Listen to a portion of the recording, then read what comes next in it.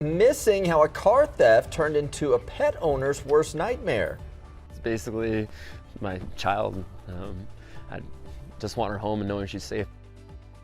So certainly we want to do everything we can to help him find his missing pup. Says he was just trying to make a delivery. Good morning to you. I'm Brian Sanders. All right. Well, we'll hope for the best with that. We'll let you know if we find anything out. But hey, it's going to be a pretty nice day. It's nice to have everyone back on the desk, right? I mean, this has been a while. So you look good this close up. I've forgotten. One extra wrinkle here and there, maybe. It's been a long year, right? Never.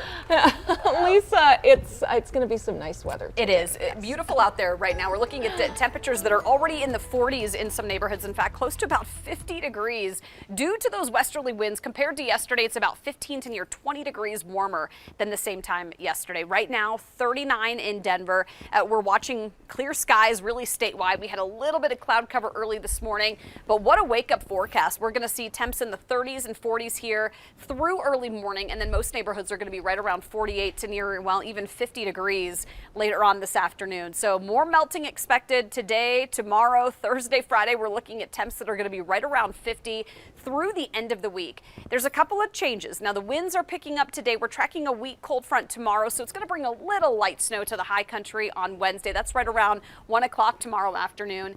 We might see a flurry or two here Wednesday night, Jason, but a better chance for a little bit of snow Friday night. And we've had some blowing snow across I-70 here this morning, so it has been slick for us around El Rancho and Floyd Hill and Idaho Springs and Georgetown, so just beware of that. Otherwise, here in town, we've had a couple of trouble spots, including northbound on Parker Road, trying to get up to Hamden. If you got on from Hamden at Parker Road, then you'd be sailing all the way to 225, but this is where the big delay is on that southeast corner. It's also really slow here on 225, the southbound side. Northbound, we've had earlier problems as well, and it's a lot of heavy traffic in and out of the Denver Tech Center. Maybe you've noticed a lot more folks are being recalled to the office, and I'm seeing the effects of that here this morning. Take a look at the camera back here near Sheridan and Lowell. The crash that we had by Pecos is clear. It's just going to take some time before all you folks that are coming in from Lakeside start moving a little bit better into that sunshine towards I-25, but it will release here. So if you're just about to leave the house, don't expect to see that big traffic jam. It's actually releasing pretty nicely. And we have a new traffic jam here on because of a crash by Superior on westbound Highway 36 in McCaslin.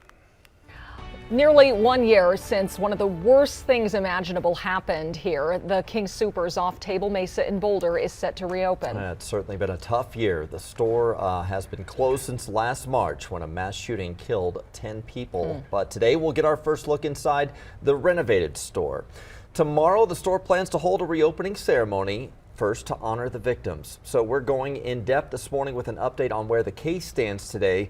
Also a look at how it changed our state forever and how the neighborhood is eager to get its community gathering space back. We'll start there with Denver 7's Veronica Acosta live from outside the store on Table Mesa. Veronica.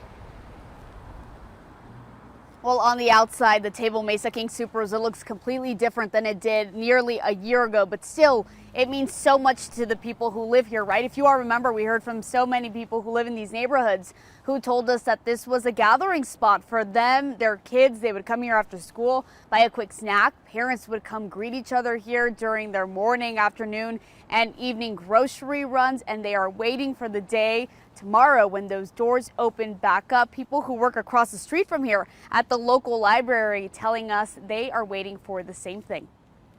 They're excited and looking forward to King Soopers opening because that was another place where the members of the community would go and see each other and say hello and greet each other. So I can't begin to explain how thrilled they are that we're healing and we're healing together, and the library is here to support them with that.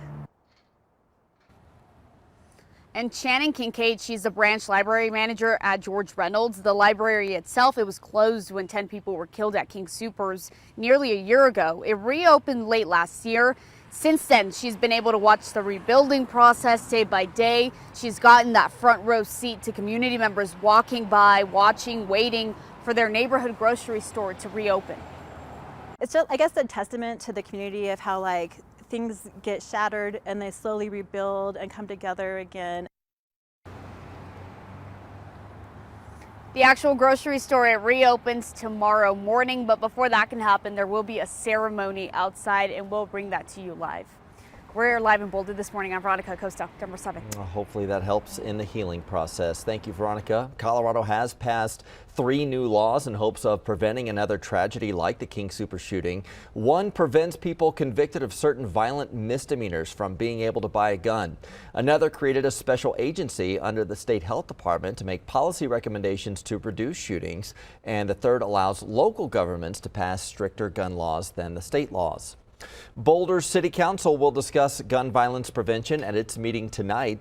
City leaders have said they want to bring back the city's ban on assault weapons and high-capacity magazines that was blocked by a judge just days before the King Soopers shooting. The accused shooter, meanwhile, is currently in a state hospital in Pueblo for treatment. He was found mentally incompetent to stand trial twice. The suspect has another hearing on March 15th to review his treatment. Neither prosecutors nor defense attorneys have said what his mental illness is. And we want to take a moment to remember the 10 people who lost their lives that day. Denny Stong, Nevin Stanisic, Ricky Olds, Trelana Barkowiak, Suzanne Fountain, Terry Leiker, Officer Eric Talley, Kevin Mahoney, Lynn Murray, and Jody Waters. We have preserved the stories from their family and friends on our website, thedenverchannel.com, and the Denver 7 Plus app, where you can read them anytime. An Arapahoe County Sheriff's deputy is expected to be okay after they were hit by a car.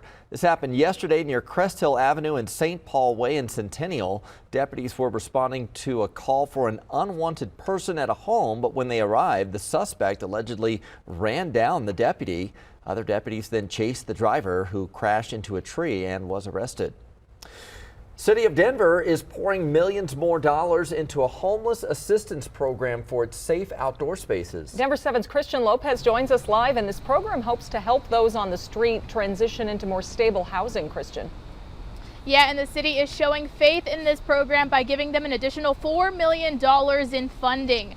This program puts homeless Coloradans in tents in fenced-up areas where they have access to portable bathrooms, Wi-Fi, and power, with the ultimate goal finding them stable housing. This program is run by Colorado Village Collaborative, started back in December of 2020. Last year, the program helped a total of 47 people get into more stable housing. We did speak with some people who live in the Lincoln Park neighborhood area near one of the sites. They tell us they're not opposed to the program, but they do have some concerns about where these sites are located. To put 50 homeless people on one lot, I think there needs to be some sort of site-specific analysis that goes into determining where these sites are hosted. There's some days I don't even come out of the house. I just feel like I'm trapped in there. Unless somebody comes out, then I'll come out. The city is moving forward with the funding, but some residents in the Lincoln Park neighborhood actually filed an appeal to have that site removed. But this money, it is going to help the program operate 4 sites and accommodate around 370 people that would otherwise be sleeping in tents, sidewalks, or in cars. Reporting live in Denver this morning, I'm Christian Lopez, Denver 7. Thank you, Christian. And Aurora's City Council will vote next week on a proposed camping ban. Mayor Mike Kaufman reintroduced the legislation last night. He tried to introduce a camping ban last summer, but it failed twice in City Council. That was before a new, more conservative-leaning council was elected last fall. Tomorrow, Boulder County will host a second online community meeting for victims of the Marshall Fire. Officials say they'll be covering rebuilding-related topics for unincorporated Boulder County homes. The meeting is for residents, architects, builders, and design professionals. You can register for the meeting on Boulder County's Marshall Fire website. Meanwhile, many Marshall Fire victims are finding out filing a claim with their insurance company is not as easy as just picking up the phone and calling. So tonight and Thursday, Adjusters International is hosting free seminars to answer some of those questions. In the brush fire areas, the insurance company comes out and they give a certain percentage of money towards people's contents. And if you do nothing else, that's all the money you'll ever get. So you have to roll up your sleeves and write everything down and price it and present it to the insurance company. Otherwise, you could be leaving hundreds of thousands of dollars in your collection process. And organizers say the information is good for all homeowners. You can find the classes on the website for Adjusters International. Just click on Newsroom. A Denver man is desperate for help after thieves stole his car with his beloved dog inside. Plus, an art piece that captures the pandemic in a unique way is coming to a Colorado museum where you can experience the light of appreciation.